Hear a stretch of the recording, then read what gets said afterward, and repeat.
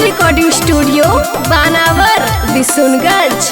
हो गई सटा पर बना के रोजरी ला भेजे परतो। हो गई सटा पर बना के रोजरी ला भेजे परतो। हो गे जे करह दे मही दिल ओकर बिल देवे परतो। हो गे जे करह दे मही दिल ओकर बिल देवे परतो। हो गई है उम्र में तोहरा बड़ी मुश्किल झेले परतो। हो गई है उम्र में तोहरा बड़ी मुश्किल झेले परतो। हो गे जे करह दे मही दिलवा ओकर बिल देवे परतो। हो गे जे करह दे मही दिल ओकर बिल देवे परतो।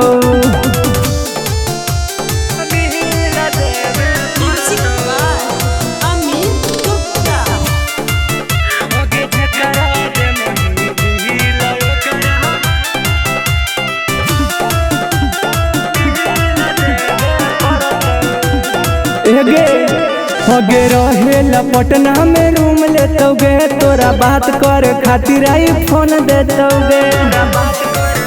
होगे सुनेगे हेगे रहेला पटना में रूम लेतोगे। तोरा बात कर खातिर आई फोन देतोगे। होगे हर तरह के पगली तोरा फील देवे परतो।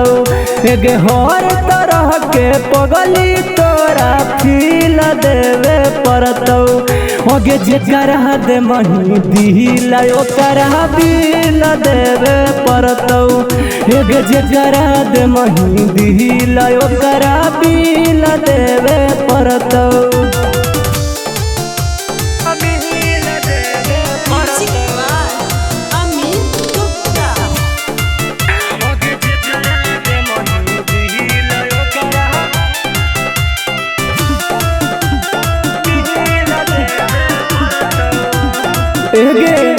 होगे मरले तो महजा कुमारे में गे। तोरा पता ना हो छौड़न के बारे में गे।